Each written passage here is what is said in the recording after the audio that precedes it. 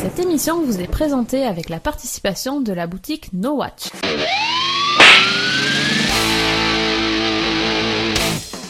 Salut à tous et bienvenue dans Slap, le podcast qui claque pour ne rien rater de l'actu des séries. Cette semaine, Slap vous en fait voir de toutes les couleurs. Du noir et blanc comme dans la vieille série Les Monstres, du vert comme les pelouses de Wisteria Lane et du gris comme le costume de Vince Faraday dans The Cape. Oh la saison 7 de Doctor Who retardée, c'est en tout cas ce qu'a déclaré le showrunner de la série, Steven Moffat. À cela, deux raisons. Tout d'abord parce qu'il trouve que l'atmosphère automnale, voire hivernale, correspond mieux à la diffusion de la série. Ouais, pas terrible comme argument. Mais aussi car il a besoin de beaucoup plus de temps pour mettre en place tout ce qu'il a prévu pour la saison 7. Voilà qui est déjà mieux. Reste que la série ne devrait pas débuter au printemps comme d'habitude, mais plus à la rentrée de septembre.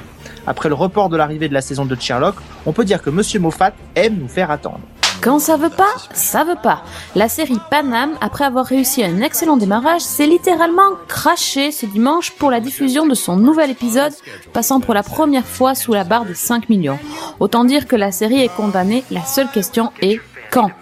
Autre sujet d'inquiétude pour ABC, la série Once Upon a Time. Elle a montré une remarquable stabilité au début, mais ne cesse de baisser, certes doucement depuis quelques semaines, passant sous les 10 millions ce dimanche. Rien de préoccupant pour l'instant, mais il faut songer à stopper l'hémorragie. Les petites pestes de Pretty Little Liars n'ont pas fini de n'en faire qu'à leur tête. La série vient en effet d'être renouvelée pour une 3e saison. Pour l'instant, la 2e saison est en pause, mais la suite sera diffusée dès le 2 janvier sur ABC Family. Quant à la 3e saison, elle ne sera pas à l'antenne avant l'été prochain. Hugh Laurie a annoncé que lorsque la série House sera terminée, il arrêtera sa carrière à la télévision. Il choisira certainement de se tourner vers la réalisation et l'écriture. Donc profitez bien de lui car la saison 8 de Dr House sera peut-être la dernière. Exceptionnellement cette semaine, une petite news people mais qui me fait rire. On dit souvent que les histoires dans les soaps sont tirées par les cheveux, mais pas tant que ça. Demandez plutôt à Jack Wagner, le héros de Melrose Place ou de Amour, Gloire et Beauté, ce qu'il en pense. Il y a peu, il a vu débarquer dans sa vie une jeune femme de 20 ans qui lui a dit à peu près « Bonjour monsieur, je suis votre fille ». Cette charmante jeune fille est le fruit d'une seule nuit passée entre le comédien et une jeune femme il y a 20 ans.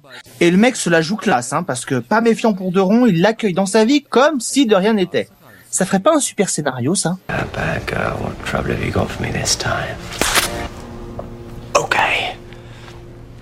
On en parle depuis plusieurs mois déjà, mais la série événement Downton Abbey arrive enfin en France après son triomphe en Angleterre et aux États-Unis. Dans cette série, les héritiers de Downton Abbey ayant péri lors du naufrage du Titanic, la famille Crawley se retrouve dans une position délicate, les 3 descendantes ne pouvant prétendre au titre de Lord Grantham. Matthew Crawley, nouveau successeur et lointain cousin, arrive à Downton Abbey.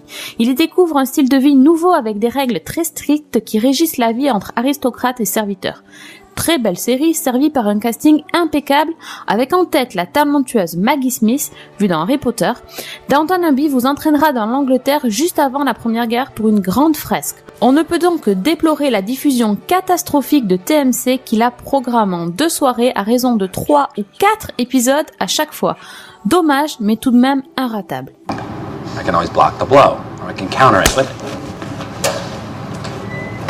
On savait que Brian Fuller, le créateur de la géniale série Pushing Daisies, allait ressusciter une vieille série The Monster pour NBC. On sait à présent qu'il ne sera pas seul, puisque Bryan Singer, réalisateur des 2 premiers X-Men, va faire son retour à la télévision et va endosser le rôle de producteur exécutif de la série. Cette série raconte les aventures loufoques d'une famille de monstres tirés de grands classiques de la littérature et du cinéma d'épouvante.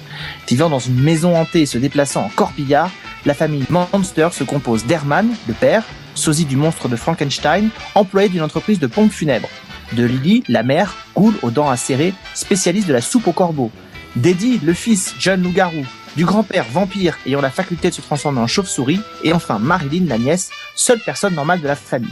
À noter que la chaîne croit en ce projet puisqu'un pilote a déjà été commandé en vue d'une diffusion la saison prochaine, le tout sur un ton résolument plus sombre.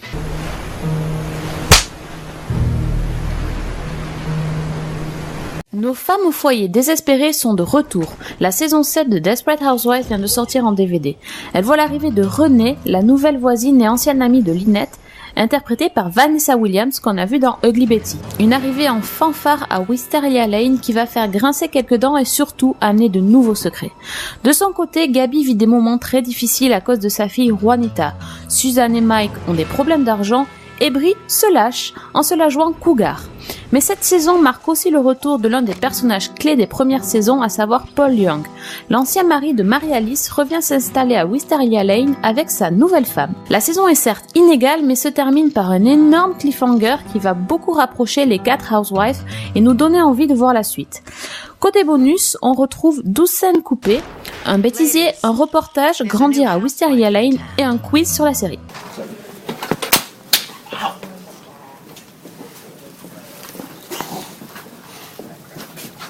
Deux stars de la chanson sont en négociation pour apparaître dans la saison 3 de Glee. Ricky Martin devrait jouer un professeur d'espagnol ultra sexy et chanter 2 chansons. Gloria Estefan, quant à elle, pourrait jouer la mère de Santana. Plusieurs de ces chansons seront chantées par le Glee Club lors de cet épisode. Louis C.K., qui est actuellement dans la sitcom Louis, s'apprête à reprendre son rôle de Dave Sanderson, l'ex-boyfriend de Leslie, dans un épisode de la saison 4 de Parks and Recreation. Les experts Miami vont accueillir 2 sex symboles des années 70-80 en la personne de Raquel Welch et Bo Derek. Raquel Welch, révélée par son rôle sexy dans le film 1 million d'années avant Jésus-Christ, jouera la mère du criminel campé par Carlos Bernard. Quant à Bo Derek, découverte dans le film Orca, elle ne quittera pas le monde des animaux qu'il a révélé puisqu'elle jouera la propriétaire d'une écurie dans laquelle un meurtre est commis. À noter qu'elle jouera aussi son propre rôle dans un épisode de la saison 5 de Chuck. Pour sa 2e saison, Teen Wolf recrute. En fait, 3 acteurs s'apprêtent à rejoindre le casting de la série dans des rôles récurrents. Tout d'abord, Michael Hogan de Battlestar Galactica, ensuite Stephen Lunsford de Private Practice, et enfin Daniel Sharman de The 9 Lives of Chloe King. Michael Hogan jouera le grand-père d'Allison, un chasseur de loups-garous qui veut embrigader sa petite fille dans le business familial. Stephen Lunsford va intégrer le lycée de Beacon Hill High. Il sera le nouveau lycéen qui a une passion pour la photographie et qui a des vues sur Allison. Daniel Sharman incarnera un personnage du nom d'Isaac, un joueur de lacrosse dans l'équipe de Scott, qui plus tard intégrera la meute de loups de Derek. La comédienne Kate Burton, qui a joué la mère de Meredith dans les premières saisons de Grey's Anatomy, va revenir pour un épisode spécial Et si ? Comment serait la vie de Meredith si sa mère était vivante et en bonne santé, et si elle était toujours médecin ? Réponse dans un prochain épisode. Après l'échec de la sitcom Free Agents, dans laquelle elle tenait le rôle principal, Catherine Hahn vient de signer pour jouer dans plusieurs épisodes de la saison 4 de Parks and Recreation. Elle incarnera une rivale politique de Leslie Knope, interprétée par Amy Poehler. Chris Meloni, qu'on avait pu découvrir bien sûr dans New York Unité Spéciale, devrait interpréter le rôle majeur d'un puissant vampire dans la 5e saison de True Blood. Les négociations sont toujours en cours. Enfin, le comédien Liv Schreiber, qu'on avait pu voir dans le rôle de Cotton Weary dans Scream, obtient enfin un rôle principal dans une série après des guests à droite et à gauche. Il sera en effet le héros de la série Ray Donovan, un des nouveaux projets de la chaîne Showtime. Dans cette série, il campera le rôle de Ray Donovan, justement, un homme à tout faire pour des personnes aux méthodes sournoises, voire illégales.